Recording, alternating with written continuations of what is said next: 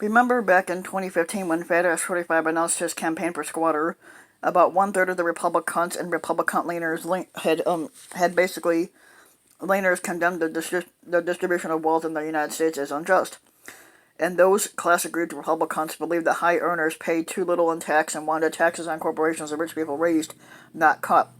These were the Republicans who rejected Jeb Bush and Ted Cruz and elevated Fat Ass 45 as the party nominee instead.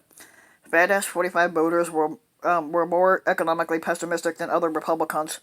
They were more racially aggrieved. They identified themselves as people who worked, which if you're a Fat Ass 45 voter, you don't work, you collect welfare and food stamps. And they were mooched upon from below and exploited from above. That's what they believe anyway. That's their fake reality that they live in. Fat Ass 45 spoke powerfully to those voters. He told them a story about corrupt elites and symbolized first by his Republican rivals, which was then Hillary Clinton. He basically told them that he had gamed the system better than anyone else had. In July 2015, he boasted, as a businessman and a very substantial donor to a very important people, when you give, they do whatever the hell you want them to do. Not exactly. Now, Fat Ass 45 was offering to put his hard, what they call won knowledge to work for put upon voters. He alone would bring a class justice to this country, redirecting benefits from the super rich to deserving people such as themselves. On Foe, that August, he complained about financiers avoiding taxes like him. They should be taxed a fair amount of money. He said they're not paying enough tax, which you're not. He committed that when he got hold of power, he would sacrifice his own interest to look out for the people who trusted him. Technically, that's failed. When he at last delivered a tax fund in 2017, he insisted, "This is going to cost me a fortune, this thing. Believe me, this is not good for me. I think my accounts are going to go crazy right now," which they didn't. The highly politically aware always recognized that these claims of wealth and sacrifice were preposterously false, but they were central to Fat Ass 45's messaging. Fat Ass 45 repeatedly insisted that the squadron had cost him billions of dollars, which it hasn't. In October of 2018, in a 2018 call to Foe, he estimated the loss at $2 billion to $3 billion, which was full of shit. At a press conference a year later, he upped the estimate of his sacrifice to $5 billion. Fat Ass 45's son, Inbred Jr., compared the family's sacrifices to the heroism honored at Arlington National Cemetery in his book Triggered.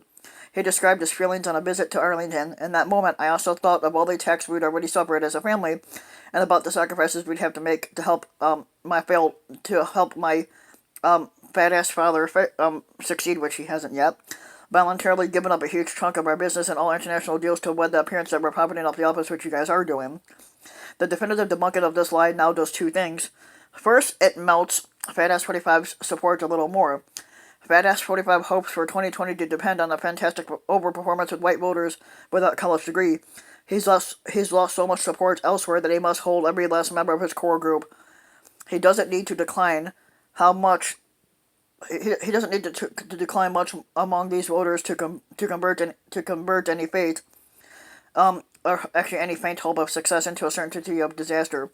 Second, and perhaps more important, the ink on paper confirmation of Fat Ass 45's indebtedness, tax dodging, and all-around crookedness will get into Fat Ass 45's head.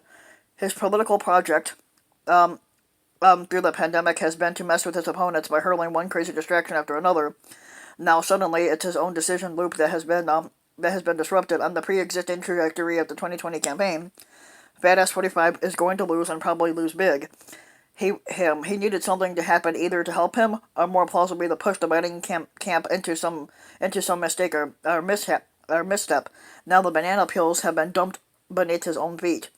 Whatever initiative he possessed as the incumbent squatter, it's vanished. Instead, every step threatens disaster. At a press conference in the afternoon, the New York Times Fat Ass 45 story text story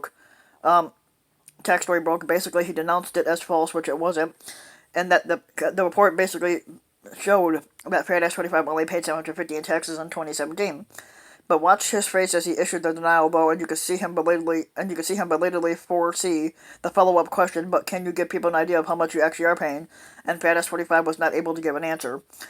Scrambled 2 are whatever plans Fat Ass 45 may have had for the first squatter debate on Tuesday night. He was gonna try to huff and puff, a tactic that might have saved the day if he were sitting on a lead. Instead, he's trying to climb out of an 8 to 10 point deficit. Gravity is now pulling harder against him. For once in his life, Badass 45 seems tongue-tied. His supporters, even those willing to be shameless, have been left to desperately contrive messages of their own. They are not doing a very good job, in part because they must worry about that line that Badass 45 will eventually want them to take. When he finally announces a line, not many days and hours remain, and Badass 45 has abruptly lost almost any vestige of control over either the game or the clock, so he has lost control of this. So if you like the video, give the video a like and subscribe to my channel, Ryan Ben Wyk, and also hit the notification bell so that you'll be notified when a new video comes out, and thanks for listening.